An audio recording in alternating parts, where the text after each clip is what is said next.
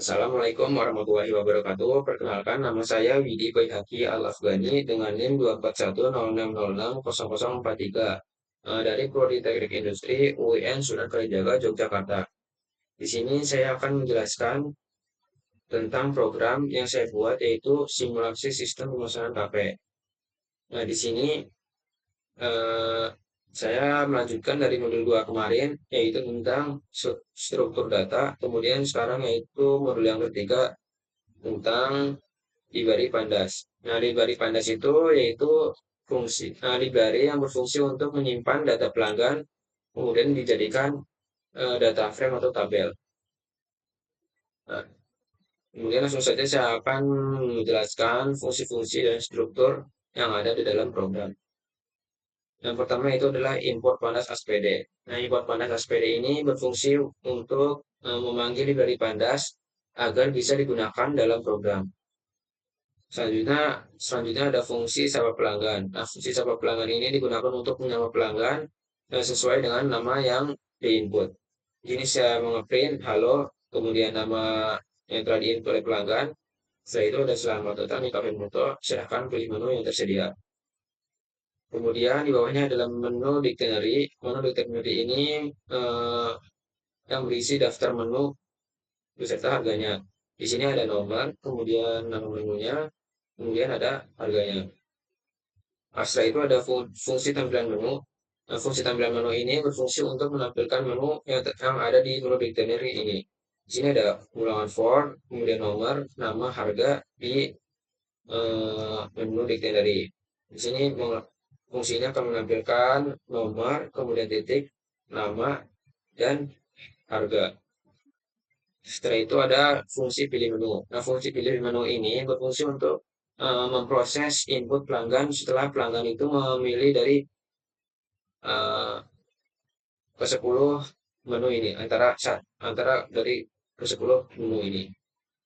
Di sini jika pelanggan memilih antara nomor 1 sampai 10, fungsinya akan mengeluarkan menu dictionary dan menunya. Nah, kemudian jika pelanggan itu memilih di luar antara 1 sampai 10, maka fungsinya akan mengeluarkan menu tidak tersedia. Setelah itu ada fungsi tampilan metode. Nah, fungsi tampilan metode ini berfungsi untuk menampilkan pilihan metode pembayaran yang bisa digunakan, seperti tunai, kris, dan debit. Setelah itu ada fungsi metode pembayaran. Nah, fungsi metode pembayaran ini berguna untuk memproses input pelanggan setelah pelanggan memilih metode pembayaran yang dipilih. Jika pelanggan memilih tunai, fungsinya akan menampilkan tunai. Jika kris, fungsinya akan mengeluarkan kris. Jika debit, fungsinya akan mengeluarkan debit. Jika pelanggan tidak memilih antara 1 sampai 3 ini, fungsinya akan mengeluarkan tidak valid. Kemudian pada program utama, yang pertama itu ada print, sistem pemesanan kafe multo. Setelah itu ada DF transaksi. DF transaksi adalah nama variabel untuk menyimpan eh, menyimpan tabel data pelanggan. Setelah itu ada PD data frame. Di sini untuk membuat objek data frame kosong, library pandas. Kemudian ada kolom. Nah, kolom ini untuk yang akan dimasukkan pada tabel, yaitu ada nama pelanggan, kemudian ada total belanja yang harus dibayar. Setelah itu ada jumlah pelanggan. Nah, jumlah pelanggan ini untuk meminta juga input pelanggan terkait jumlah pelanggan yang akan eh, digunakan. Jumlah pelanggan ini digunakan juga untuk beberapa kali perulangan akan terjadi. Nah, seperti kemudian ada for perulangan for. Di sini ada for in range satu jumlah pelanggan plus satu. Nah, ulangan for ini digunakan untuk menentukan beberapa kali program akan berjalan sesuai dengan jumlah input jumlah pelanggan.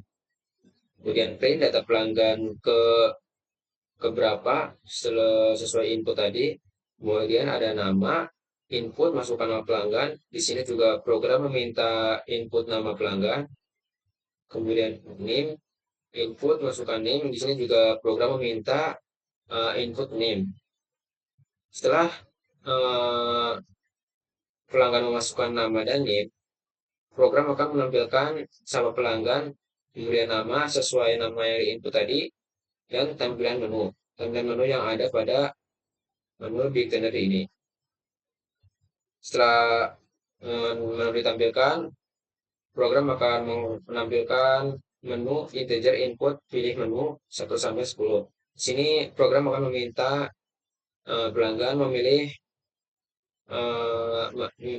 menginput menu yang keberapa yang akan dipesan. Setelah itu ada jumlah integer input masukkan jumlah pesanan. Di sini juga program meminta jumlah pesanan yang dipilih oleh pelanggan. Kemudian ada nama menu, harga, pilih menu. Di sini adalah digunakan untuk menghitung total harga yang harus dibayar. Di sini nama menu harga dipanggil dari pilih menu, fungsi pilih menu, kemudian ada total bayar. Nah, total bayar di sini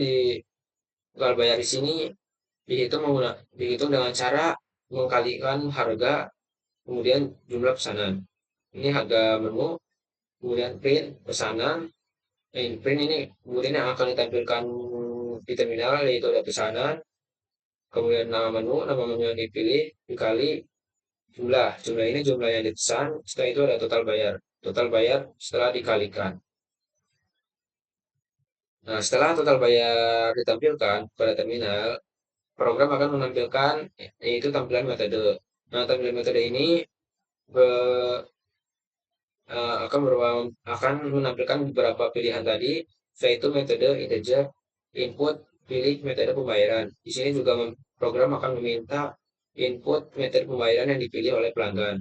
Setelah itu ada pilihan metode pembayaran. Di sini memanggil variabel metode juga. Setelah itu ada print metode pembayaran yang dipilih. Nah, di sini akan menampilkan eh, metode pembayaran yang dipilih oleh pelanggan dengan cara memanggil variabel pilihan metode yang telah memanggil juga fungsi variabel metode. Kemudian ada df transaksi. Nah, df transaksi ini nama data frame-nya. Setelah itu ada log. Nah, log di sini digunakan untuk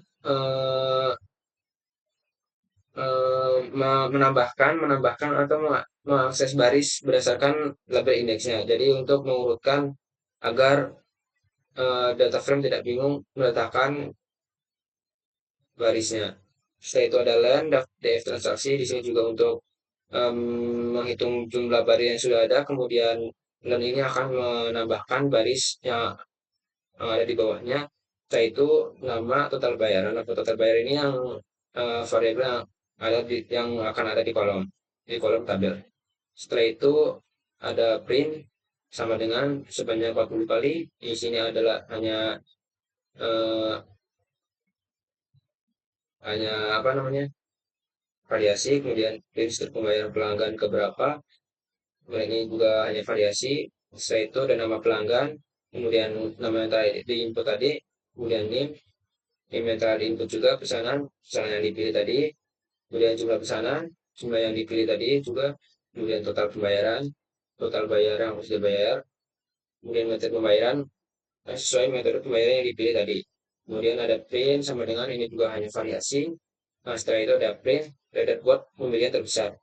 Di sini ada df sorted, yaitu df sorted ini digunakan untuk sorted di sini untuk mengurutkan isi data frame berdasarkan kolomnya. Kemudian ada df transaksi.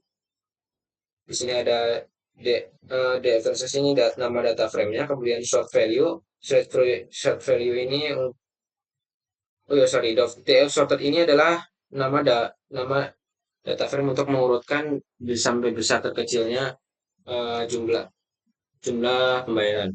Kemudian df transaksi, kemudian variabel nama nama tabel ini juga, kemudian short values. Nah, short values ini digunakan untuk mengurutkan total belanja ya dari pembelian terbanyak sampai terkecil. Kemudian by total belanja sesuai dengan data total belanja. Kemudian ascending files yaitu diurutkan dari terbesar kemudian terkecil. Print reset index drop through. Sini untuk mereset penomoran indeks agar mulai dari 0. Kemudian ada df sorted. Df sorted ini digunakan untuk menambahkan angka satu setiap indeks baris. Jadi karena indeks default itu memulai dari angka 0, indeks df sorted ini akan memulai baris itu dengan angka satu. Jadi akan berurutan satu sampai beberapa kali sesuai jumlah pelanggan. Kemudian print df sorted. Nah, df sorted ini df ini leaderboardnya. Dan print terima kasih atas pesanannya. Semoga Anda puas dengan produk dan pelayanan kami. Setelah itu saya akan mencoba running. Sini menambah pelanggan running. Oh iya, salah satu. Sorry, sorry.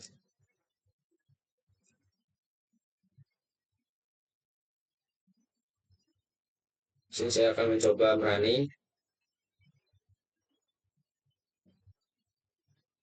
Ya, jumlah pelanggan. Kalau ini saya masukkan 3. Kemudian nama pelanggan running. Dan masukkan name 24. Misal pilih menu. Di menu yang dipilih yaitu nomor 4. Itu roti bakar. Jumlah pesanannya misal 5. Metode pembayaran itu kris. Dan saya kalkulasi stoknya. Nomor pelanggan kedua Budi. Name-nya 90. Pilih menu. Kalau menu nasi goreng 07. Jumlah pesanannya metode pembayaran. Mulai. Kemudian yang ketiga dan bisa masukkan ini 100 di menu itu milk tea mas 9. Jumlah pesanannya itu misal 5 n 2. Dan metode pembayaran yaitu 2 debit. Nah, di sini akan keluar yaitu leaderboard pembelian terbesar. Di sini yang pertama itu ada saya menginput beberapa nama tadi. Misal di sini pelanggan yang ketiga yaitu Nisa, NIM-nya 100. Misal, halo Nisa, selamat datang di Cafe Mentos, silakan pilih menu yang tersedia. Di sini daftar menu ditampilkan, kemudian pilih menu, memilih menu yang ke-9 yaitu milk tea, jumlah pesanannya itu 2. Kemudian pesanannya itu total bayar yaitu 24.000. Di sini memilih metode pembayaran yaitu ketiga debit. Setelah itu akan ditampilkan hasil pembayarannya.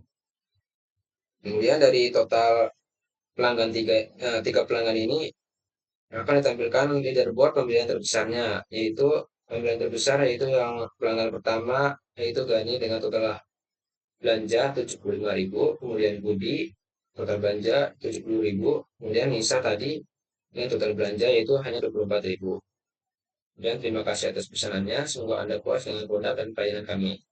Cukup sekian dari penjelasan saya terkait penjelasan program simulasi sistem pemasaran kafe. Kurang lebihnya mohon maaf. Sekian dari saya.